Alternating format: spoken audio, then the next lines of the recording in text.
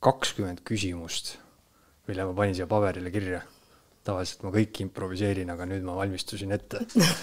No, iga kui see küsi, mis mu lemmiksõna on, siis on okei. Ai, siis ma tõmba selle esimese maha. Need on siis sellised küsimused, et kas üks või teine ja vasta kohe, mis sul pähe tuleb? See mäng mulle meeldib. Siis saab 20 sekundiga saada läbi põhimõtteliselt. Põhimõtteliselt, jah. Vaatame, et siit võib-olla äkki siis saame teada, millest me rääkima hakkame. Tipp või täpp? Tipp. Pemm või mesa? Perse. Pemm. Coca, Fanta, Sprite? Coca. Mars või Snickers? Twix. Aga Snickers. Jube raskeks lähevad juba küsimused.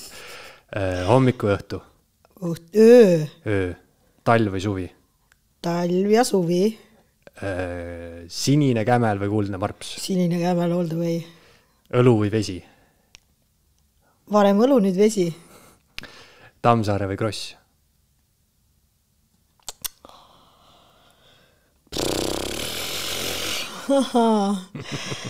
Noh. Ütle lihtsalt kohe, mis sul pähe tuleb. Jim Malinovski. Dostojevski või Tolstoi? Jälle ei kumbki, aga noh. Maasikas või vaarikas? Mustikas. Meri või mets? Mets sel juhul. YouTube või Netflix?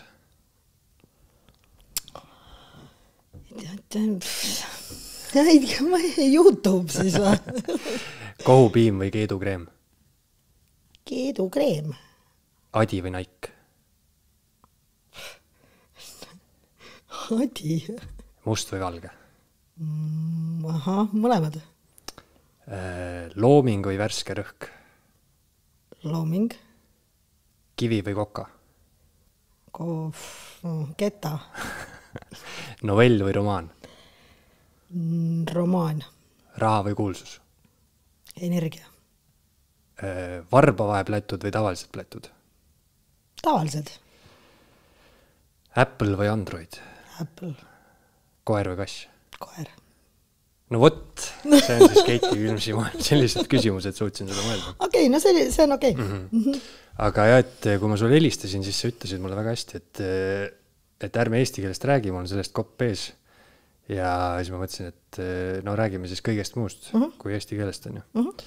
Aga räägime eesti keeles? Jah, väga meta. Mitte keta. Aga kelleks sa Keiti väiksena tahtsid saada? Kusjuures huvitav küsimus, sellepärast, et ma hiljuti leidsin üles, keegi saatis mulle väljavõtte 5. klassi, oli kunagi sellised asjad nagu sõbrapäevikud ja siis seal ma tahtsin saada võluriks. Eesti esu.